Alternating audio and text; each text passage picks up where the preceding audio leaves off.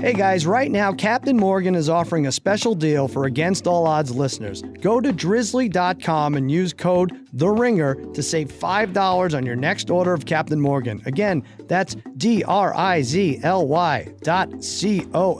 Promo code THERINGER for $5 off your next purchase of Captain Morgan, courtesy of Drizzly. People always ask me what team they should bet on. There's so many teams, but where you're betting is just as important as who you're betting. That's why I tell people to go to mybookie.ag. They have live in-game betting, the most rewarding player perks in the business, and a mobile site that makes wagering on the go a breeze. Plus, if you join now, MyBookie will match your deposit with up to a 100% bonus. Just visit mybookie.ag. MyBookie.ag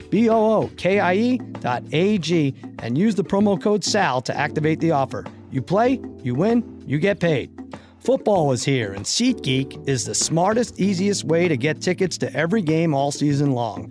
Whether you're planning a day out with friends, searching for a last-minute deal, or buying a gift for a loved one, SeatGeek helps you find the best seats at the best prices, fully guaranteed. Nothing beats being there in person for the biggest plays of the year, and SeatGeek will get you closer to the action for a great value. And it doesn't end with sports. SeatGeek also has plenty of concert, comedy, and theater tickets available too. Best of all, my listeners get $20 off their first SeatGeek purchase. Just download the SeatGeek app and enter promo code ODDS today, ODDS. That's promo code ODDS for $20 off your first SeatGeek purchase.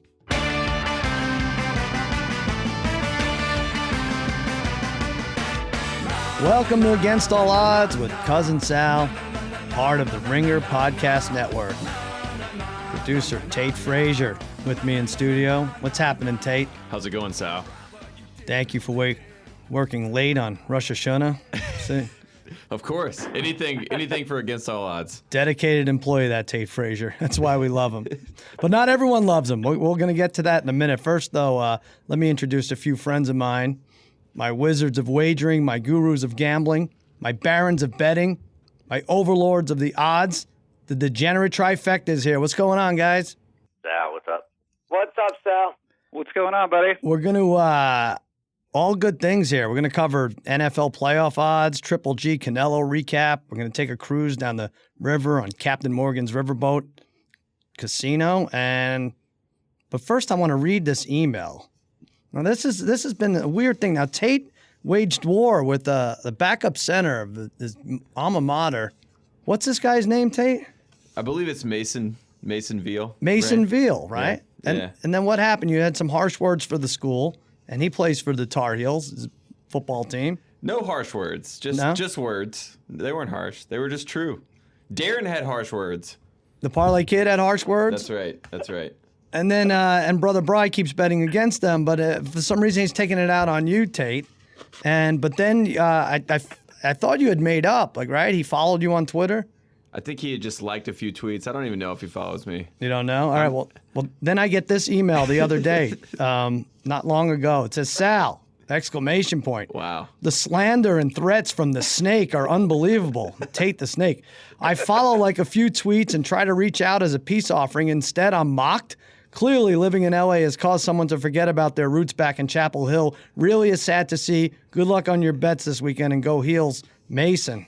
How do you want to respond? I think you need to be careful how you respond there, Snake. Well, I'm going back to North Carolina this weekend, so. Oh, I don't know if that's a good idea. I don't forget my roots. That's for sure. You might end up with the roots in the ground if this guy's done with you. I'm a little concerned, but it'll be all right. I think we're gonna figure it out. Hopefully he'll start one day. Hopefully he can make it to the LA Rams. Man. Help them out. Who knows? Maybe it'll come full circle. I feel like that's another backhanded compliment. Hopefully he'll start one day. Oh boy! All right. Well, I really hope Tate and Mason can find a common ground here. But we'll move past that. And I want to take a quick look around the sports world, see what kind of odds are offered. Maybe I'll do this every week, every couple weeks. Major League Baseball, Dodgers 3-1 to win the World Series. They're the favorites. They won 4 in a row last week, and then they lost 3 in a row, and they're still the favorites. Cleveland, who's won 25 out of 26, is plus 325. Brother Bry, would you take a chance on any other team other than these two, or is it looking like Cleveland is at a good number right now? Yeah, it seems easy with Cleveland right now at 3-1. Like, how do you not like them after last year? I think it's probably their destiny. I think they're owed one. But if you're looking for some value, I think the Cubs at 9-1 and the Yankees at 15-1 are still pretty good. I don't really love the Dodgers where they're at, or Houston, or the Nationals. But Cubs Yankees, keep an eye on that. We should probably talk about that. Interesting. The next few weeks. All right, yeah, we will. In fact, well, we're going to be talking about the Yankees a little later on. You big Yankee fans on the phone right now. Let's switch to NFL. Patriots, you could have grabbed them at plus 550 after that loss. Now, they demolished the Saints and they're down to 4-1. Steelers after that 8-1. Seattle not looking good at all, 9-1. Brother Bry's Raiders are also 9-1. Green Bay 10, Dallas 10, KC 14-1, and Tate, your Carolina Panthers are 25-1. Is that about right, Tate? I like that. That's good. You do. Mm-hmm. You have a lot of faith in this team. I always believe in redemption, and everyone got redemption last year. Clemson got redemption, Patriots got redemption, Carolina got redemption. Mm-hmm. So I'm hoping that it'll flip around. They had a hangover, and now they're going to figure it out, I think. All right. We'll see. We will see. 25-1, yeah, that's a big number. I kind of like KC at 14-1. Here's another one. Harry, the MVP odds are out. This is weird. The Rodgers is 4-1. Stafford and Brady. Stafford all of a sudden in the conversation. 5-1. Brady 5-1. Matt Ryan I like at 10-1. And down the list a little, Kareem Hunt at 20-1. Harry, any of these jump out at you? Kareem Hunt at 20-1. I mean, have you I love ever that. seen? I can't recall a rookie starting like he has. He fumbled his first carry and never fumbled in college in Toledo. And then since then, he's been amazing. He's got a 78-yard touchdown. Reception. I think he's got 400 or 300 plus yards combined in both games. I mean, the stats he's putting up. I know it's 2 weeks, and we'll see how it goes. But this Kansas City team looks solid too. So, and he's getting the ball plenty. So. See, it keeps going. I agree with you on Kansas City too at 14-1 there for the Super Bowl too. It's interesting because I know I ripped on Reed and I ripped on the Chiefs a little bit before when we did the over/unders, but on the wins for the season. But came back strong in the fourth quarter against Philly, and Hunt was a big part of it. Yeah, and I know when it comes down to it, like KC without Barry going to Foxborough in January for a redemption game, as Tate the Snake calls it, is rough. It's rough sledding. But Kareem Hunt, 21, I really do like that as well. I think he's a faster version of Priest Holmes. They really lucked out with that, or maybe it's skill. I don't know. Switching to college, kind of boring. Alabama 2-1, undefeated. Clemson plus 550, big win last week. USC 7-1. Barely winning against Texas. Oklahoma 8-1. But Parlay Kid, let's go over the Heisman field, which has been turned upside down since Louisville's loss. Lamar Jackson, who was favored to win this thing, what was he, Parlay Kid? It was like plus 175 last week? Last week we told people, let's jump on Mayfield right now. He was plus 400 at Bovada last week. He's down to what, plus 75 this week at Bovada? Yeah. I really feel like between him and Mason Rudolph, right now, November 4th that's going to be the Heisman Bowl. The winner of that game, to me, will likely take home the Heisman. I'm still a fan of Baker Mayfield to win this. He's been through a lot of adversity in his life, especially the last few years. A lot due to his own doing. But I think he is destined for this award. They play the same schedule. Oklahoma State, Oklahoma basically had the same schedule. But that Oklahoma game is at Oklahoma State on November 4th. I'm calling that the Heisman Bowl. The winner of that game is taking home the Heisman. But I'm going to roll the dice on Baker Mayfield. Right now, he's plus 275, but hopefully people jumped on him last week after we talked about him last week at plus 400. Yeah, he was as low as 2-1 on Bovada, I think, this morning. And Lamar Jackson, I'm seeing at 7-1. My God, one game, and not even a terrible game. Then he had 3 touchdowns, right, and a bunch of rushing yards. A little compiling of some numbers there. Right.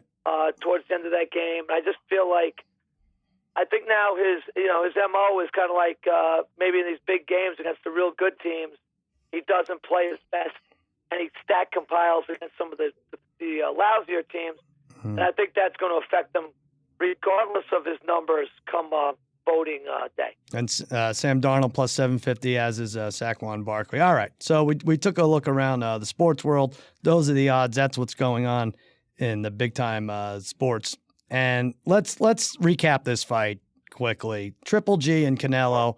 Now, I had two bets. I bet Triple G by knockout and either fighter in 7 to 12 odds, 7 to 12th round, which I thought was good. That was like plus 325 or something. I thought there'd be a late knockout either way. So when it went to the cards, it didn't really matter for me. I didn't have a horse in the race. Brother Bry, on the other hand, Bry, you had Triple G. Was it minus 185 to win? Yeah, I had a lot of dramatities on Triple G, minus 185. It's funny because the day I think it started out minus 150, and I waited. I thought maybe it would go down a little bit more, but it actually went up.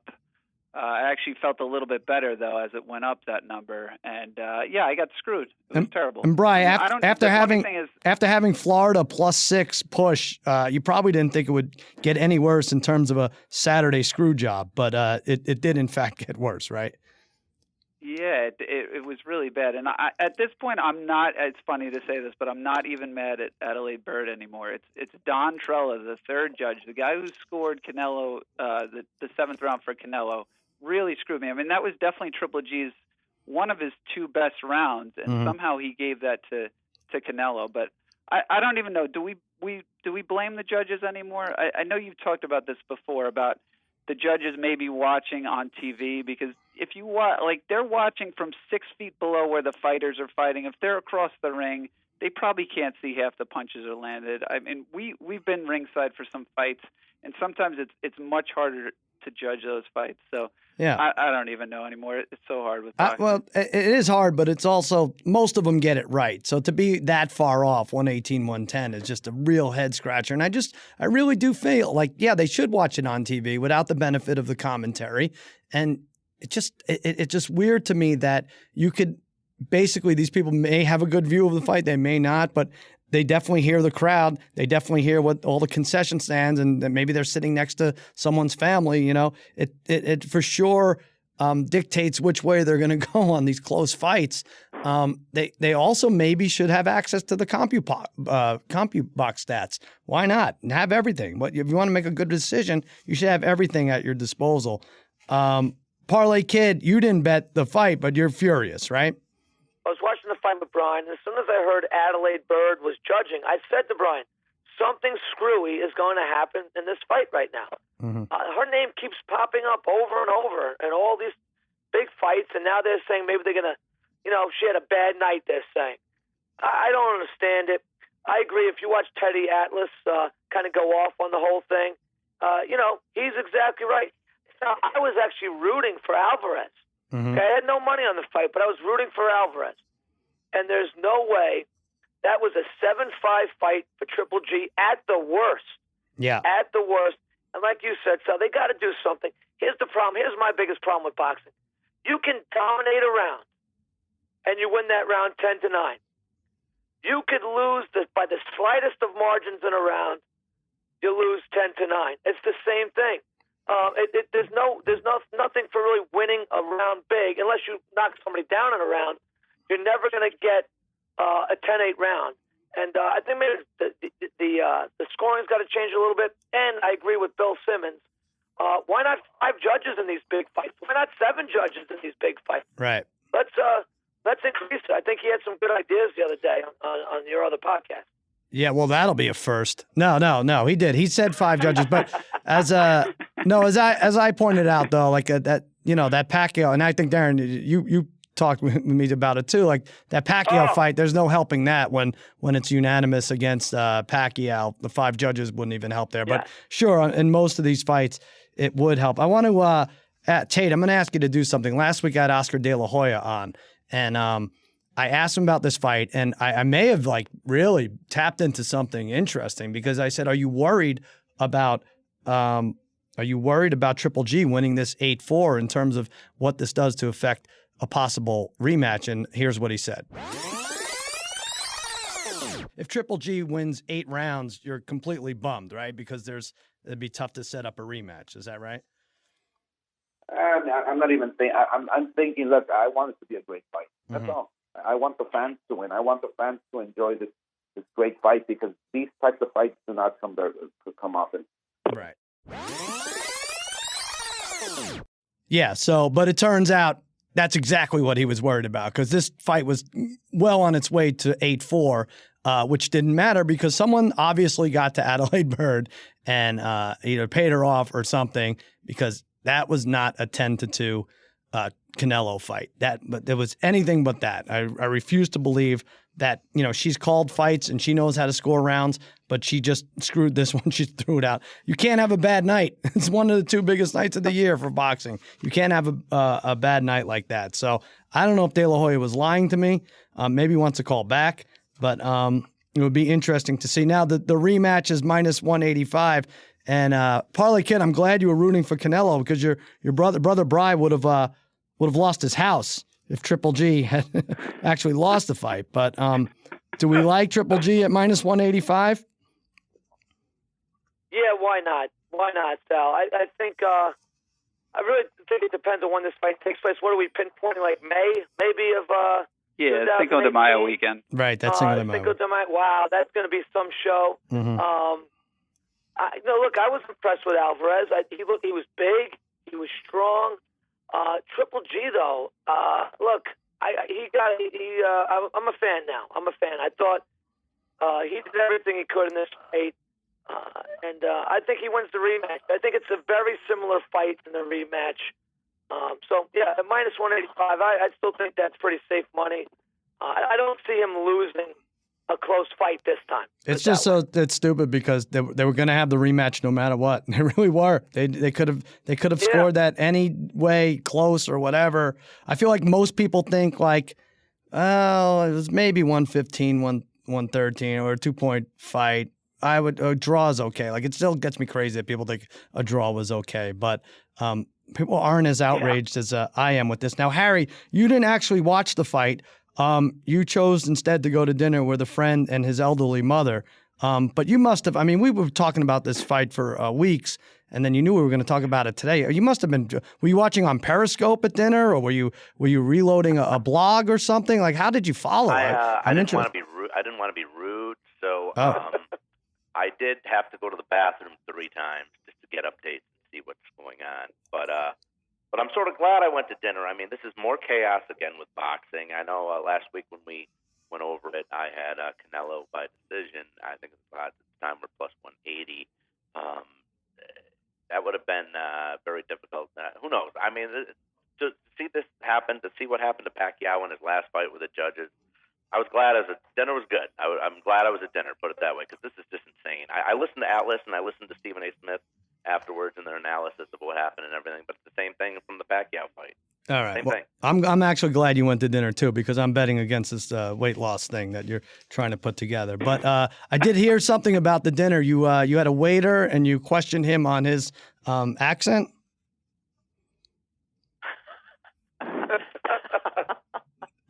Do you want to tell this story? That was actually a different dinner. That was the next night. Are you sure? I don't think it was. I don't think it was, because I got an update, I think, during the fight that you said you accused this man of having an Australian accent. And what did he say to you?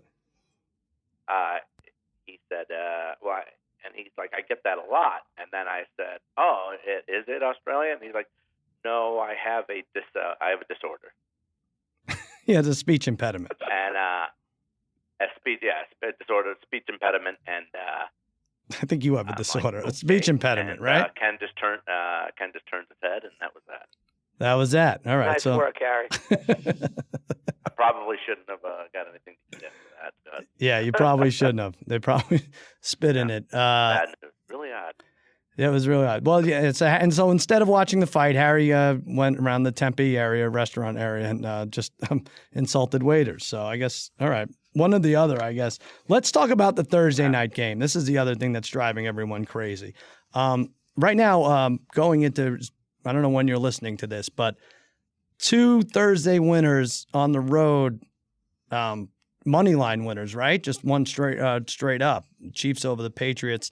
And you can't really count the first one as a problem with the 3-day rest. But last week was really, really bad. It was Bengals and Texans. and the Texans pulled that one up. My question is it worth it? Is there any way really, as far as the gambler is concerned, is there any way to handicap a game that's played on 3 days rest? Parlay Kid, what do you say? Sal, not at all. I think right now we have to really look into, if these Thursday night games should exist anymore. Coaches can't prepare the way they like to prepare. Players got to be playing at what? 50%? The games feel like they're preseason games. There's got to be another alternative at this point. I would not touch a Thursday night game. All right. Harry, what do you say? Are you going out to dinner with Ken's mother on Thursday nights, or are you watching these games? She's back in Jersey now, so I can figure out and try to look at these games and figure something out. But I think it can be worth it to bet these games. But it's just, I think Darren's on the right path there.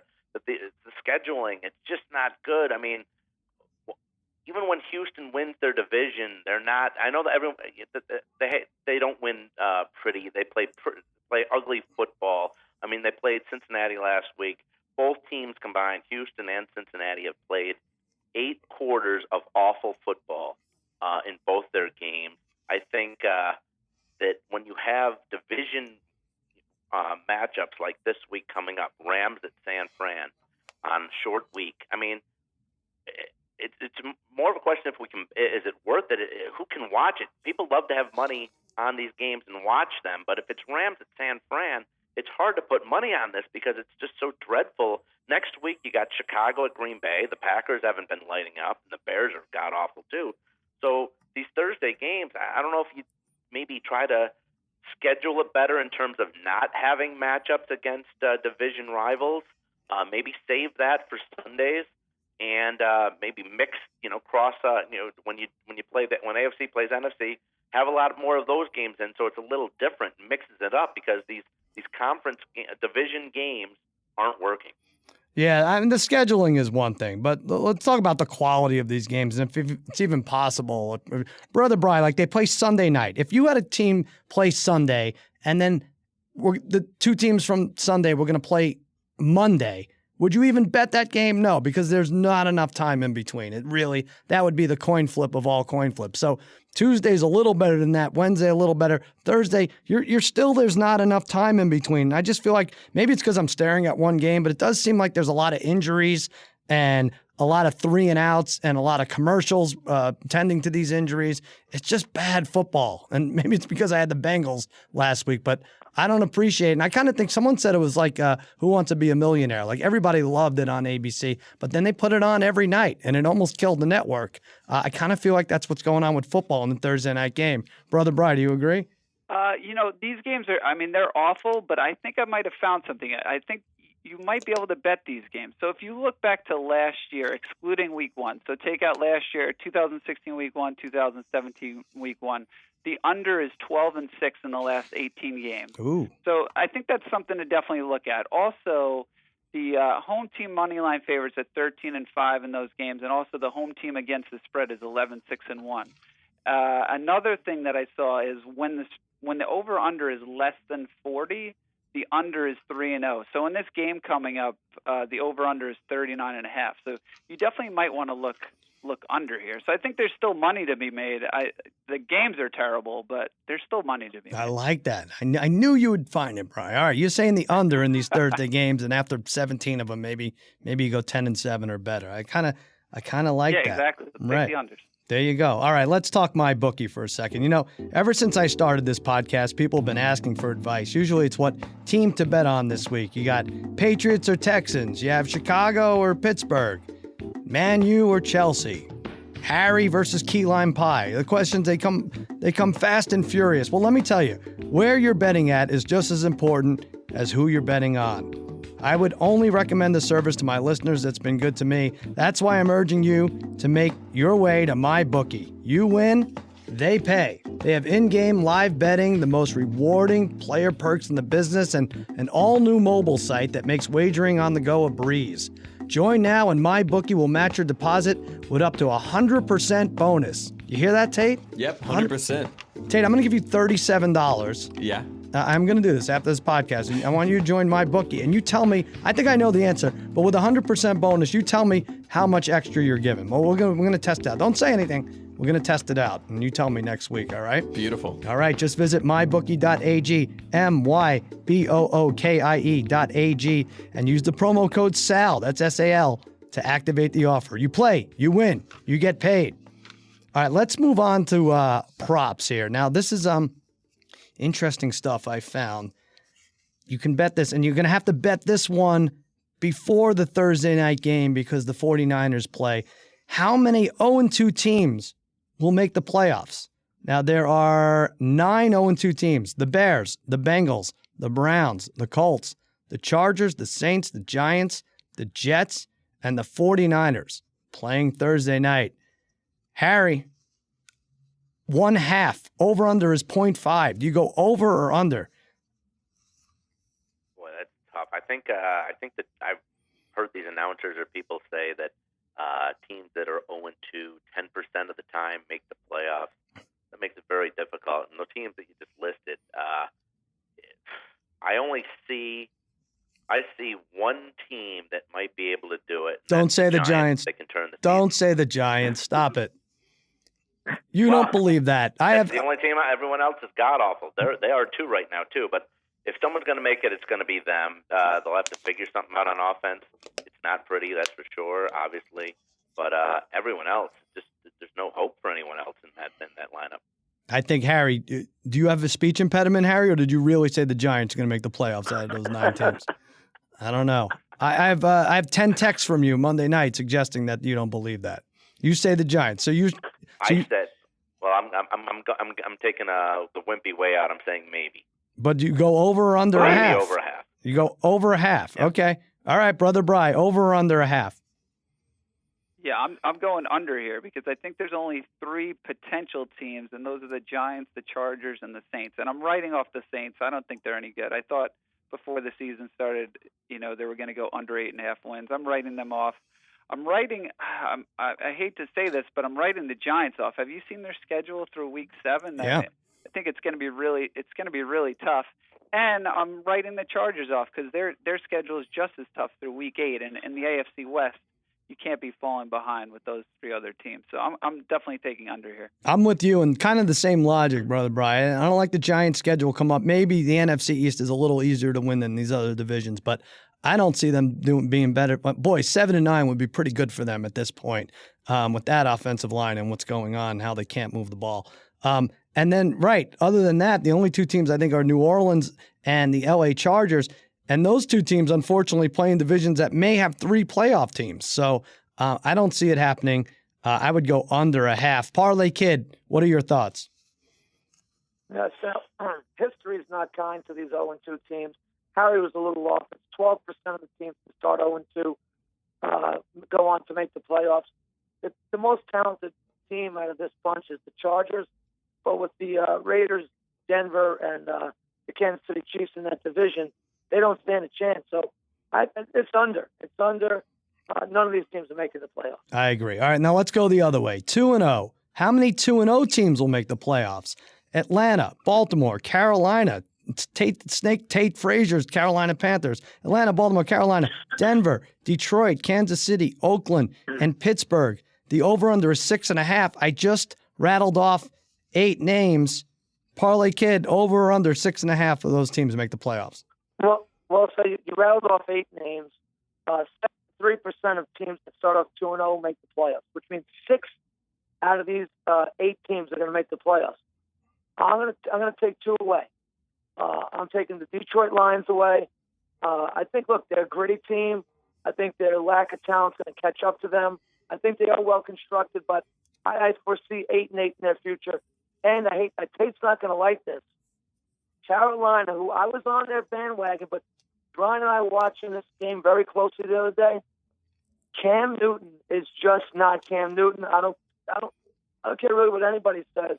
The only way he's going to get back to being Cam Newton if he starts running the ball more, because that's his strength.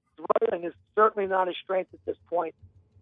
So those 2 teams aren't going to make it. I'm going to take the under as well for this one. I could hear Tate doesn't even care anymore. I just hear him typing in the background. He doesn't even want to address that, right, Tate? Yeah, I'm fine. It'll be fine. They're not a good 2-0 team, but we'll see.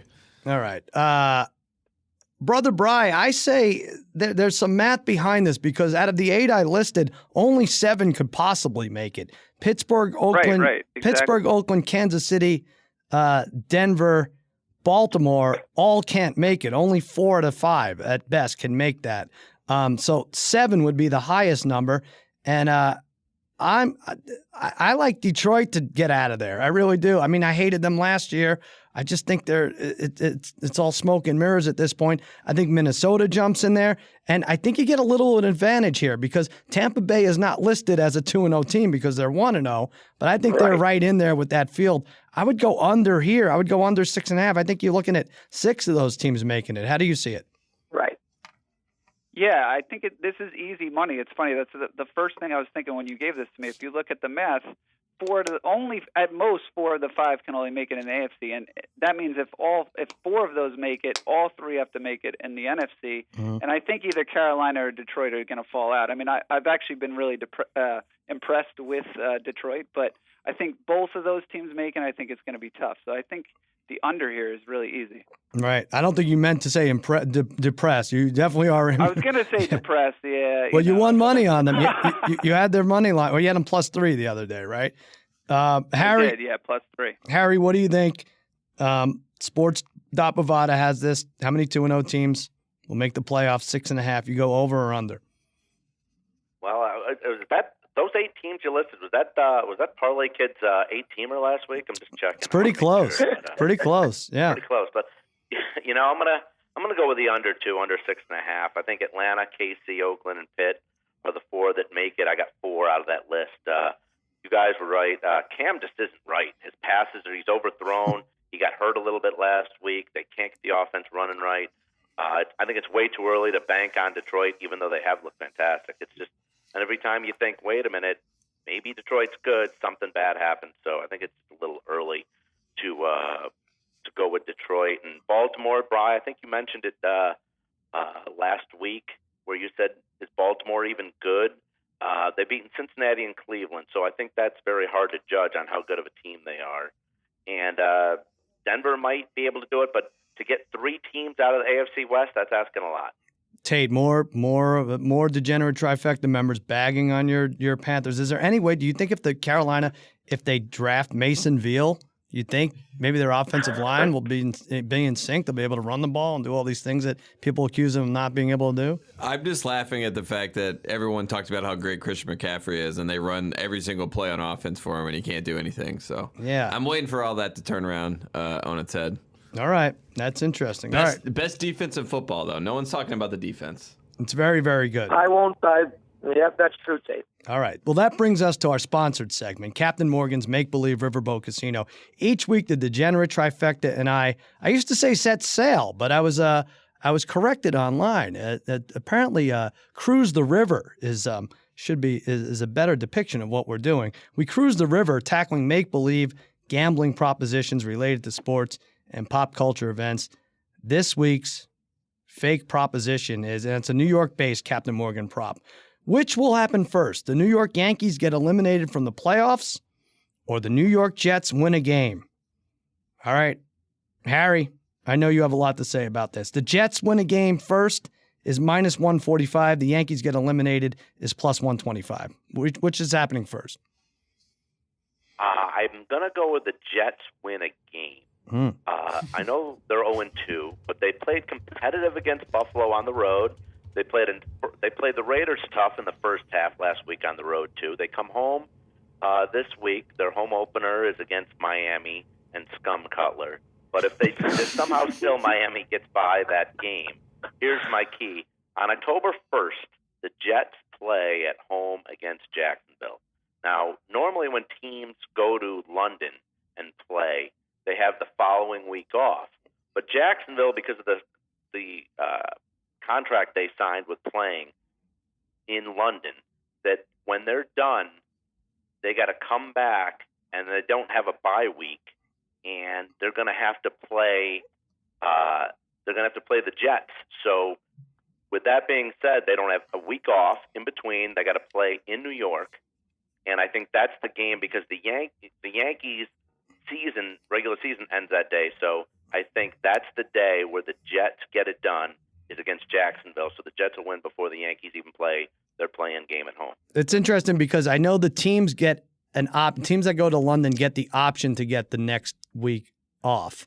Most of them take it because of the long travel. I wonder if Jacksonville looked at their schedule and says, "Nah, it's all right. We'll take the Jets. We don't need our week off then." But that is how it goes down. Yes, the Yankees' first game is October 3rd. That's their first chance to be eliminated, provided that they don't win the division. I know they might be sneaking up on the Red Sox. Brother Bry, what do you think?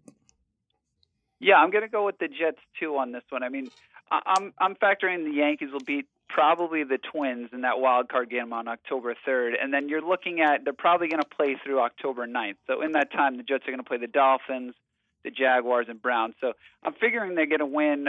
If they're going to win a game, the Jets this year, it's probably going to be the Jaguars or Browns game. Otherwise, the only other game they have a chance of winning is the Bills game. So I'm going to take the Jets on this one.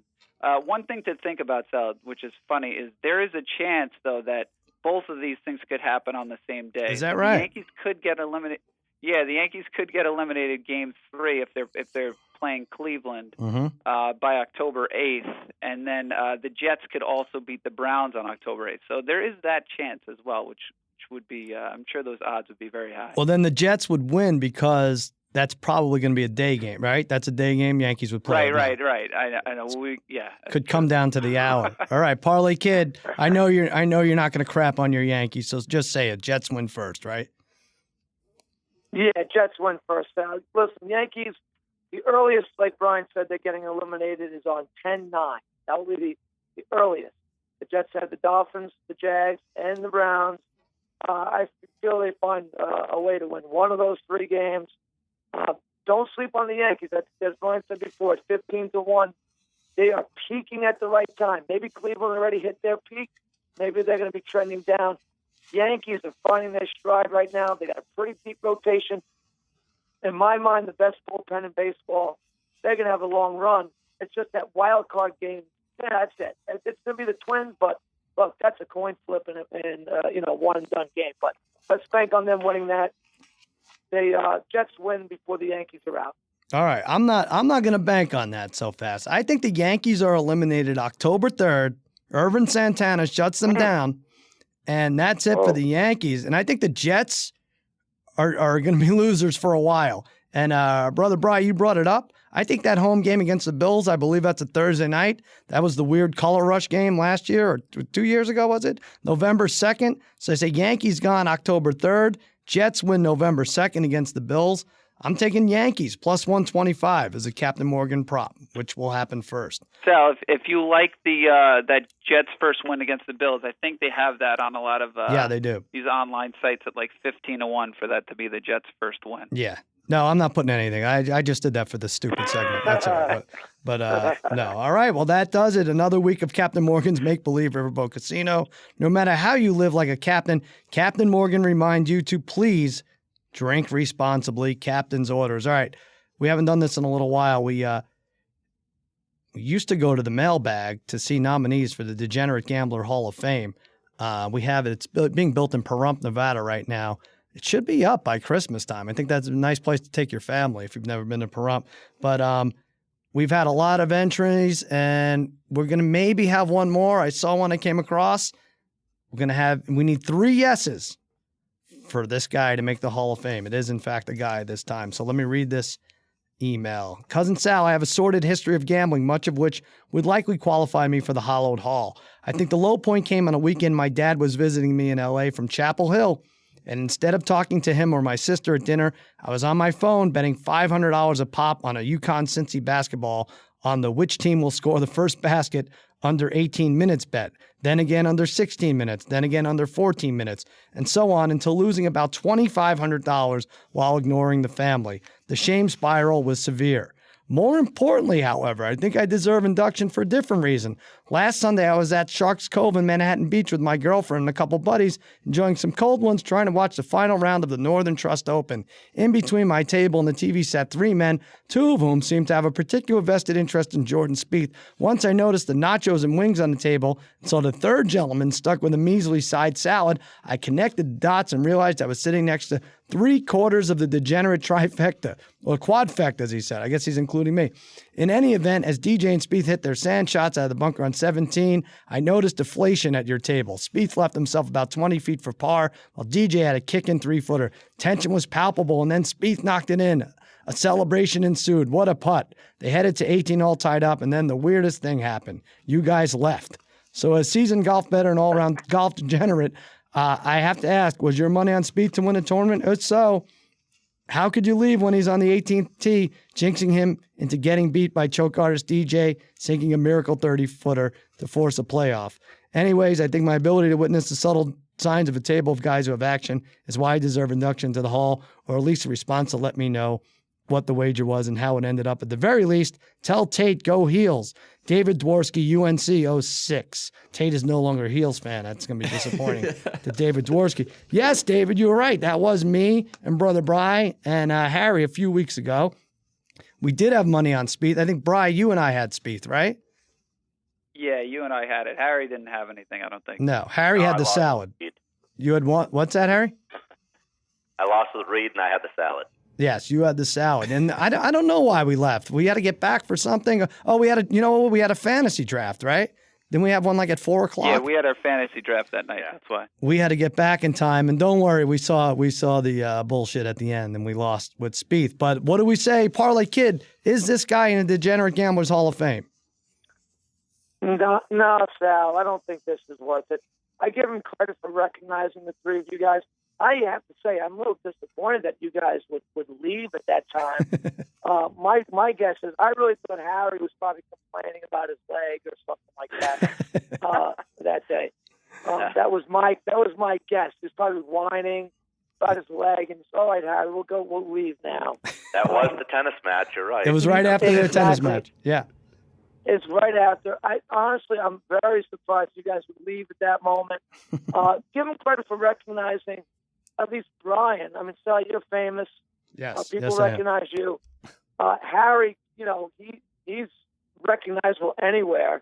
Yeah. If you've seen him once, that doesn't go away. Mm-hmm. But if the guy recognized Brian, I'll give him some credit. But this is not enough to be in the Hall of Fame. All right. No. Yeah, I think the guy probably recognized Harry as the guy weighing in at the animal hospital every week, but he probably was too embarrassed to say so. Brother Brian, what do you think? In or out? Yeah, I'm going to vote this guy in, and it's really like Darren said, just because he recognized me. Like I said, he obviously recognized you, and it is very easy to recognize Harry. We all know this. All right. So I'm voting him in just because he recognized me. I mean, that's a hard thing to do. Where does he even see my picture? Harry, am I going to have to vote on this? Well, you know what? I'm going to vote him in too. I'm going to vote David in just because in his letter he did mention he saw the third gentleman, so he calls me a gentleman, and that I had a measly side salad, which I did. So I like that. He's in. I like that. He's in. I think you had a he missed out. He missed out that Harry had like a full plate of nachos and something else right before that salad too. That was you. I think he got confused. I think you had you yourself are measly, but you had a gentlemanly salad. I think he screwed up his adjectives, but yeah. Oh boy. So now I have to decide 2 wins. Well, listen, I think we're forgetting about what got him into this email. Just gambling at the table. I love that you could lose money while ignoring your family at dinner, and he's like $2,500 no less, and he kept his composure. Good for you. I like that a lot. And I have to say the fact that he didn't bother us at Sharks Cove, that goes a long way as well. So I'm going to say, David Dworsky, welcome to the Hall of Fame. I don't know what's wrong with the Parlay Kid. He's clearly jealous that he wasn't there with us. But, Hey. Go ahead. Go ahead there. I was going to say, next to Michael Jordan, the only second UNC grad to ever make a Hall of Fame in anything. Lawrence Taylor. Come on, Harry, jump in, do something. Yeah. Nice.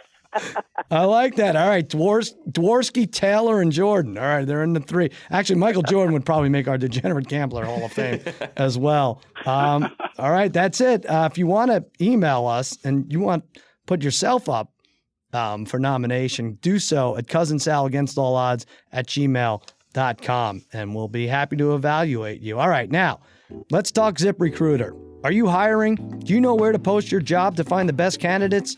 Finding great talent can be tough. Thankfully, with ZipRecruiter, you could post your job to 100 plus job sites with just one click. Then, their powerful technology efficiently matches the right people to your job, better than anyone else. That's why ZipRecruiter is different. Unlike other job sites, ZipRecruiter doesn't depend on candidates finding you. It finds them. In fact, 80% of employers who post a job on ZipRecruiter get a quality candidate through the site within just 24 hours. Find out today why ZipRecruiter has been used by all businesses of all sizes to find the most qualified job candidates with immediate results. And right now, my listeners can post jobs on ZipRecruiter for free. That's right, free. Just go to ZipRecruiter.com/odds. That's ZipRecruiter.com/odds. ODDS. One more time, try it for free. Go to ZipRecruiter.com/odds.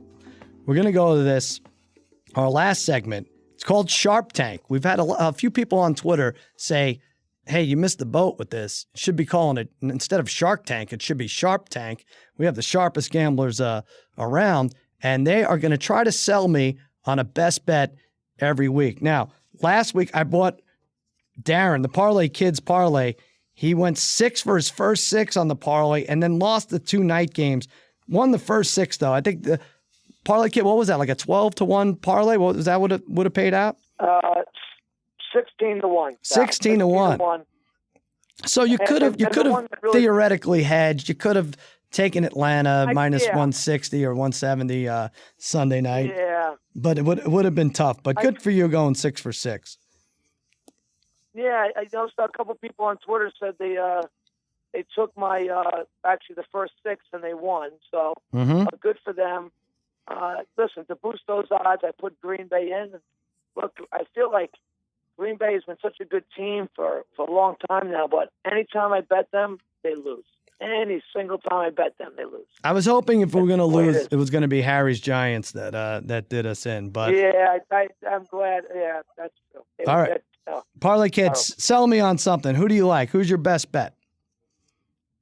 Well, Sal, I'm going back to my roots. When we first started doing this wagering a little bit, I was hitting 3-team teamers like crazy, $20, I remember, back in the early 90s. Mm-hmm. And so I'm going to go back to my roots to try to get myself back on the winning track here. This week, Sal, I'm going to go back with the Packers. Okay, they're playing the Bengals. Bengals are in disarray. We're taking a 3-teamer, so you're going to add 10 points. They're giving 9, so the Packers are going to be getting a +1 right there. I love Atlanta this week in Detroit. I think Detroit's been getting by. Atlanta, to me, right now is the class of the NFC. Their offense is still dynamic. Their defense, I think, is improving. It's an improvement over last year's defense even. So I like them. They'll be getting 7 points. And I like Dallas as well, getting 7 points in the 3-team teaser against the Cardinals. Carson Palmer is dreadful. I think the Cowboys force him into a couple turnovers. Dak, who Jason Garrett threw under the bus this week, rebounds and has a terrific game. So I like Dallas, the Packers, and Atlanta on a 3-team teaser. I'm pretty confident in Sal. If my voice wasn't going, I'd say a little bit more about it. But all right. I like those guys. Thank you for whatever effort you put forth there, Darren. You're a true warrior. You're an American hero. But thanks. Boy, Darren, you really know how to get me. I love the 3-team teasers, the 10 points. You're right. It harkens back to college, and it was very hard for me to pass one up. I'm going to hear the other 2. Packers +1, Atlanta +7, Dallas +7. That's the Parlay Kids 3-team teaser. He's the teaser kid this week. All right, Brother Bry, you had the Browns +9 last week. I didn't buy it. I passed on it. They lost 24-10. I think Browns fans, I think this is just how it's going to be. You're going to be losing 21-10 most of these games early in the fourth quarter, unless you're playing the Colts or the Bengals twice. That's going to be your season. But that didn't come through. Brother Bright, what are you rebounding with this week? Yeah, that sucked last week, and I'm still pissed off that they didn't cover that. But I'm gonna change it up this week, and I know the parlay kids are gonna be jealous right now because I'm gonna do a 16 college football parlay. Nice. Whoa! Watch out for this one. So I'll just skip Harry's after this. So I'll give you what I got. I'm taking Alabama minus 1,300 over Vandy. I mean I actually think Vandy's pretty good. They had a huge win over K-State last week, and I like their quarterback, but no match for Bama this week, who usually plays well on the road. Team number 2, I like Navy minus 440 over Cincinnati. Cincinnati's going to struggle with the triple option this week. Navy at home is pretty unstoppable. Team number 3, I like Georgia Tech minus 320 over Pitt. Very similar reasons with the triple option. I think Pitt's going to struggle with that. Their defense has also been terrible. Team number 4, I'm taking Georgia minus 230 over Mississippi State. Mississippi State coming off a huge win last week at home against LSU. I think they're going to struggle on the road this week. Again, I do like their quarterback, but they're going to have a lot more problems with Georgia this week. All right. Team number 5, I like Stanford minus 300 over UCLA. I'm pretty sure Stanford's won the last 10 against UCLA. They're coming off 2 bad losses against USC and San Diego State. So I think that's an easy one. And team number 6, I know Tate's going to like this one. I like North Carolina Tar Heels getting 2.5 points over Duke. Whoa. I like it. So I think historically, usually this game, they're pretty good at home. Duke I know is 3-0 at this point, but they had a big win at home against Northwestern. They didn't look good last week against Baylor. Yeah. I think UNC has actually played pretty well, and I like them here. So those six, so 5 money lines, and USC plus 2.5 is plus 534. So I love that this week, and I will be putting that one in. Wow. All right. That's pretty good.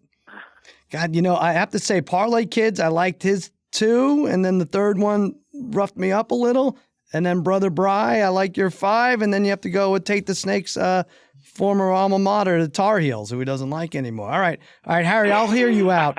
Even though you had BC plus 13.5, and Notre Dame won 49-20, and Tate the Snake Frazier endorsed this pick. But I think Notre Dame's quarterback set a record for rushing yards or something. Like everyone set, there were like 14 records set by Notre Dame last week.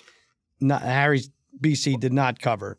What do you say, Harry? I did say in my analysis that BC did need to shut down the run because Notre Dame's quarterback can't pass. They just couldn't shut down That's the run, true. And he ran for a Irish record of most rushing yards for a quarterback ever. That's true. And Harry brings up a good point. In all of these picks, it goes without saying that the team that we're picking, it would help if they shut down the run and the pass, and if they scored points, and if they moved the chains, and all those other things. But I'm glad you brought that back up, Harry.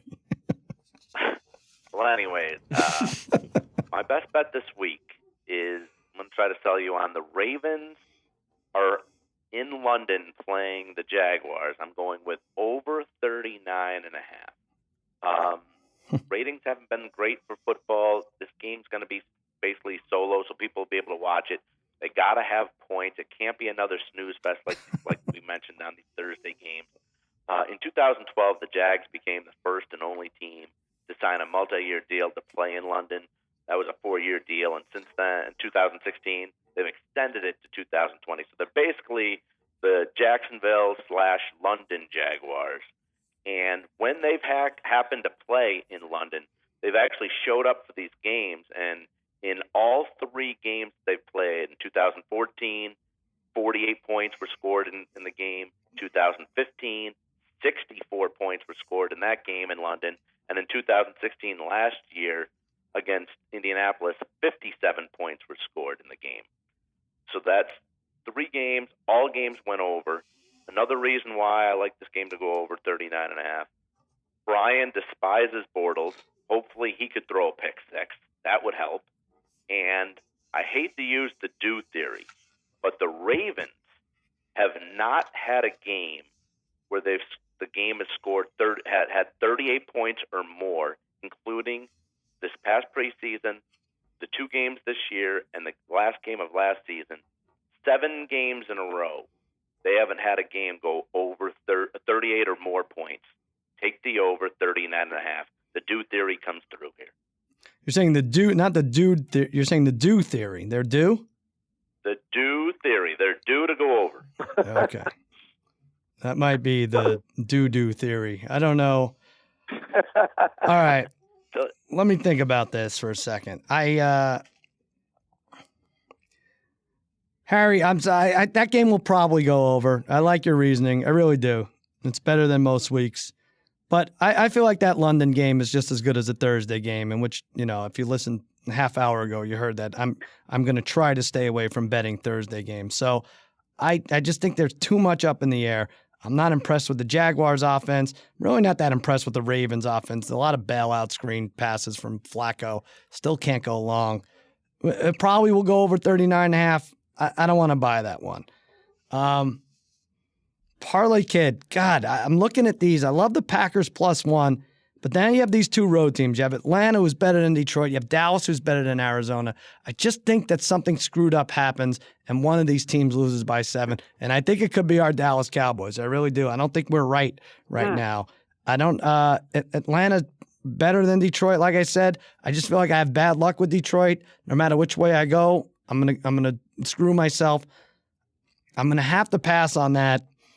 Brother Bry, I loved your 6-teamer up into North Carolina, but let's do it.